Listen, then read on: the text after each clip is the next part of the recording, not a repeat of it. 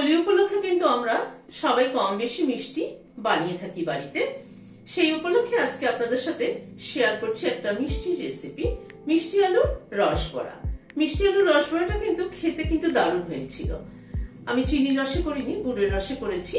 চলুন তাহলে একবার ভিডিওটা দেখতে থাকি কিভাবে বানালাম। 300 গ্রাম মতো মিষ্টি আলু নিয়েছি। মিষ্টি আলুটাকে মাঝখান থেকে অর্ধেক করে নিয়েছি। মিষ্টি আলুগুলোকে অর্ধেক করে নিলাম। কড়াইতে নিচে জল গরম হচ্ছে, একটা স্টিমার বসিয়েছি। মিষ্টি আলুগুলো দিয়ে দিচ্ছি। মিষ্টি আলুগুলোকে স্টিম করে নিচ্ছি। এমনি সেদ্ধ করে নিতে পারতাম, কিন্তু এমনি সেদ্ধ করলে না জলটা একটু বেশি ধরে নেয়। এইভাবে সেদ্ধ করলে, স্টিম করলে তাতে কি ময়েশ্চারটা একটু কম অ্যাবজর্ব করে। ঢেকে দিলাম। মিনিট 8-10 মতো স্টিম হলো। ঢাকনাটা খুলে একবার দেখে নিচ্ছি। হ্যাঁ, একদম পারফেক্টলি সেদ্ধ হয়ে গেছে। গ্যাসের ফ্লেমটাকে বন্ধ করে দিয়ে এটা ঠান্ডা হওয়া অবধি অপেক্ষা করছি। মিষ্টি আলুগুলো ঠান্ডা হওয়ার পরে ছাড়িয়ে নিচ্ছি, খোসাটাকে ছাড়িয়ে নিচ্ছি।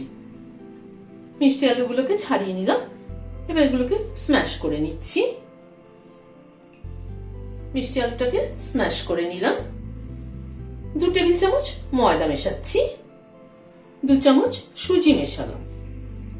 1/2 চামচ বেকিং পাউডার দিলাম।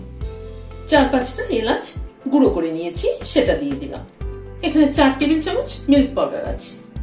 সবকিছুকে একসাথে মেখে নিচ্ছি। মিল্ক পাউডারের পরিবর্তে কিন্তু খোয়া ব্যবহার করা যেতে পারে। আজকে আমার কাছে খোয়া নেই, তাই আমি খোয়া না দিয়ে মিল্ক পাউডারই দিলাম। সবকিছুকে ভালো করে মেখে নিলাম।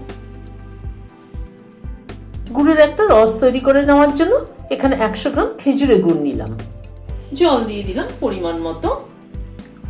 আজ আমি চিনির রসে দিচ্ছি না, গুড়ের রসে দিচ্ছি। আপনারা চাইলে চিনিও ব্যবহার করতে পারেন। গুড়টা গলে ফুটে ওঠা অবধি অপেক্ষা করব। গুড়টা গলে প্রায় মিনিট 3 মতো ফুটলো। এটা কিন্তু কোনো তার হবে না, পাতলা একটা রস তৈরি হবে। গ্যাসের ফ্লেমটাকে বন্ধ করে দিচ্ছি, দিয়ে এটাকে একটা বাটিতে ঢেলে নিচ্ছি। গুড়ের রসটাকে বাটিতে ঢেলে দিলাম।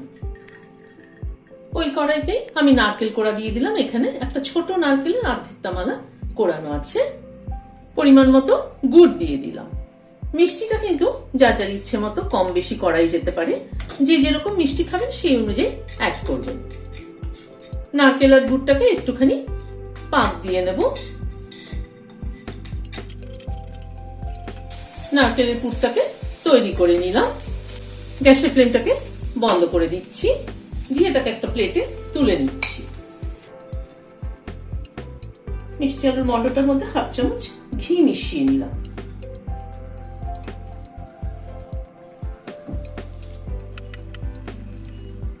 ঘি মিশিয়ে মেখে নিলাম। একবার হাতে একটু ঘি মাখিয়ে নিচ্ছি।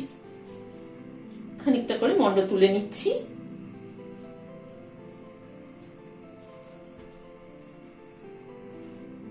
মাঝখানে একটু গর্ত করে নিচ্ছি। খানিকটা নারকেলের পুর তুলে এতে ভরে দিলাম। দিয়ে একটু পুরটাকে চেপে ভেতরে ঢুকিয়ে দিচ্ছি, দিয়ে মুখটাকে বন্ধ করে দিচ্ছি। এইভাবে গোল গোল করে বানিয়ে নিচ্ছি। বলগুলোকে গড়ে নিলাম। কড়াইতে সাদা তেল গরম বসিয়েছি। তেল গরম হয়ে গিয়েছে। বলগুলোকে ছেড়ে দিচ্ছি। তেল উপর দিয়ে ছড়িয়ে দিচ্ছি। বলগুলোকে উল্টে পাল্টে লাল করে ভেজে নিলাম। তুলে নিচ্ছি।